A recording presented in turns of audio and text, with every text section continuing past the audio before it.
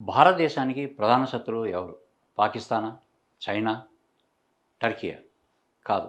వీటన్నిటికంటే మన ప్రధాన శత్రువు ఎవరని చూసుకుంటే అమెరికా మన ప్రధాన శత్రువు. అందులో డొనాల్డ్ ట్రంప్ మరీ బద్ధశత్రువుగా మారాడు. పైకి మిత్రుడిగా, శ్రేయోభిలాషులుగా నటిస్తూ ఆయన చేయాల్సిన నష్టాన్ని భారతదేశానికి చేస్తూనే వస్తున్నారు. ముందుగా మనం ట్రంప్ వైఖరిని పరిశీలిస్తే ఎప్పుడైతే అమెరికా అధ్యక్షుడిగా ట్రంప్ ఎన్నికయ్యాడో వెంటనే ఆయన అక్కడ ఉన్నటువంటి విదేశీయుల్ని పంపించడానికి ఒక జీవోని విడుదల చేయడం జరిగింది. అందులో ప్రధానంగా ప్రవాస భారతీయులని విషయంలో మరీ కఠినంగా వ్యవహరించాడు. కేవలం 15 రోజుల వ్యవధి, 20 రోజుల వ్యవధి అని పేర్కొంటూ పోలీసులను భారతీయులు ఇంటికి పంపించి అక్కడ ఎవరైతే ఉన్నారో తాత్కాలిక వీసాలు కావచ్చు, వేరు వేరు వీసాల మీద ఉన్నారో వాళ్ళందరినీ కూడా అక్కడి నుంచి తరిమేయడం జరిగింది. ఏ మాత్రం గడువు లేకుండా నిర్దాక్షిణ్యంగా అక్కడి నుంచి పంపించారు. అంతేకాకుండా మరికొంతమంది ఉంటే అమానవీయంగా కార్గో విమానాలు ఏవైతే ఉన్నాయో, అంటే సరుకులను పంపించే విమానాలు ఏవైతే ఉన్నాయో అందులో సుమారు 400-500 మంది ప్రయాణికులను కుక్కి ఢిల్లీకి వదిలిపెట్టి వెళ్ళడం జరిగింది. ఆ విమానాల్లో ఎటువంటి సౌకర్యాలు ఉండవు. ఎందుకంటే సరుకును తరలించే విమానాలు కాబట్టి అందులో ఏసీ సౌకర్యం కానీ, కుర్చీలు కానీ, బాత్రూమ్ కానీ ఏమీ ఉండవు. అలాంటి విమానాల్లో ప్రయాణికుల్ని ఎక్కించి, అంటే మన భారతీయుని, ప్రవాస భారతీయుని పంపించి అమానవీయంగా పంపించడం జరిగింది. ఈ ఘటన మర్చిపోకముందే భారత్‌లో కాశ్మీర్‌లో ఉన్నటువంటి పెహల్గాంలో ఉగ్రవాదులు దాడి చేశారు. దాడి చేసిన తర్వాత దానికి ప్రతీకారంగా భారతదేశం ఆపరేషన్ సింధూర్ పేరుతో ఉగ్రవాద శిబిరాలపై దాడి చేసింది. ఇలా దాడి చేసినప్పుడు పాకిస్తాన్ భారతదేశం మీద క్షిపణులను, తర్వాత డ్రోన్లను పంపించడం జరిగింది. వీటిని భారత్ సమర్థవంతంగా ఎదుర్కొంది. ఇదే సమయంలో టర్కీ పాకిస్తాన్‌కి సహకరించి ఆయుధాలను అందించి భారతదేశం మీద పోరాటానికి పరోక్షంగా చేయూతనందించింది. ఈ విధంగా టర్కీ ఇబ్బందులు ఉన్నప్పుడు భారతదేశం ఎంతో ఆదుకున్నప్పటికీ, ఆ ఆదుకున్న విషయాన్ని మర్చిపోయి టర్కీ మన శత్రుదేశం అయినటువంటి పాకిస్తాన్‌కి ఆయుధాలు సమకూర్చడం జరిగింది.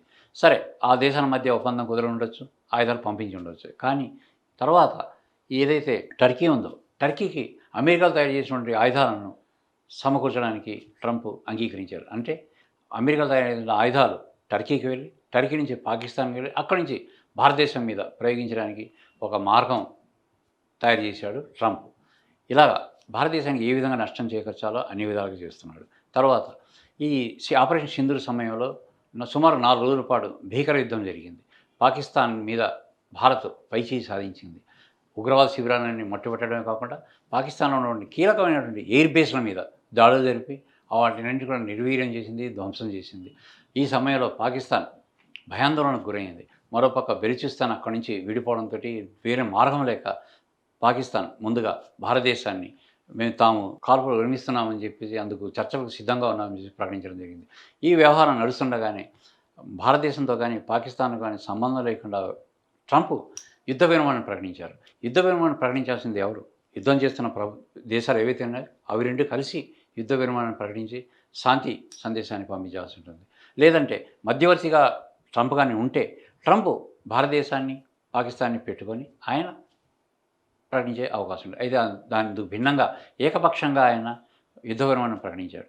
అంతేకాకుండా ప్రపంచంలోనే 3వ ఆర్థిక దేశంగా ఎదుగుతున్నటువంటి భారత్‌ని, అధఃపాతాళంలో ఉండే పాకిస్తాన్‌ని ఒకే ఘాటన కట్టి 2 దేశాలు కూడా మంచి దేశాలు, అభివృద్ధి చెందుతున్న దేశాలుగా ఆయన పేర్కొనడంతో పాటు షహనాబ్ షరీఫ్ ఎవరైతే ఉన్నారో పాకిస్తాన్ ప్రధాని, మన భారతదేశ ప్రధాని మోడీని కూడా ఒకే ఘాటన కట్టి వీళ్ళిద్దరు మిత్రులని చెప్పేసి ప్రకటించడం అన్నది చాలా వివాదాస్పదంగా మారింది.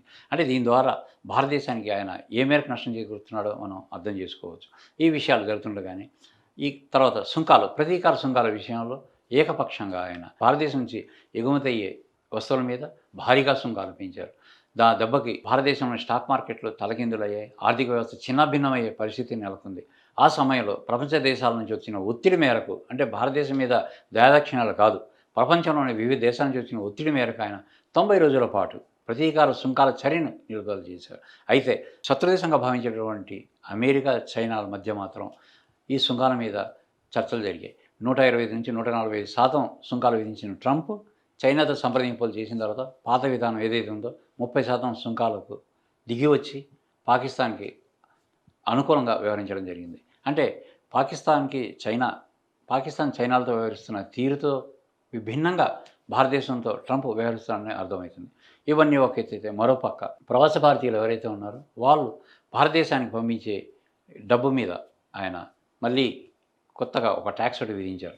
5% ట్యాక్స్ కట్టాలని చెప్పేసి నిర్ణయించడం జరిగింది. అంటే విదేశాల్లో ఉన్నటువంటి వ్యక్తులు, ఇక్కడ ఉన్నటువంటి రక్త సంబంధికులు, తల్లిదండ్రులు కావచ్చు, కొడుకులు కావచ్చు, పిల్లలు కావచ్చు, వాళ్ళకి ఒక 10,00,000 గాని పంపిస్తే రూ. 1,00,000 అమెరికాకు సుంకంగా కట్టాల్సి ఉంటుంది. ఈ విధంగా చాలా వందల కోట్ల రూపాయలు అమెరికాకు పన్నులు చెల్లించే విధానాన్ని ట్రంప్ ప్రవేశపెట్టి భారతదేశం మీద సవతి ప్రేమను ప్రదర్శిస్తున్నారు. అంతేకాకుండా యాపిల్ ఫోన్లను ఇక్కడ పెట్టడానికి ఆ సంస్థ సీఈఓ టిమ్ కుక్ రంగం సిద్ధం చేసుకొని దాదాపుగా ఫ్యాక్టరీ ఏర్పాటు కూడా ఆయన ముందుకొచ్చిన సమయంలో ట్రంపే స్వయంగా ప్రకటించారు.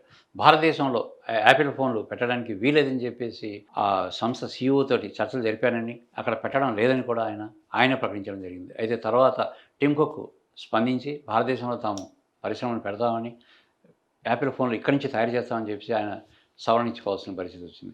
ఈ విధంగా మన దేశం సంబంధించిన ప్రతి విషయంలో కూడా ట్రంప్ అతిగా వ్యవహరిస్తూ ఆయన చేసిన జోక్యం భారతదేశానికి చాలా నష్టం కలిగిస్తుంది.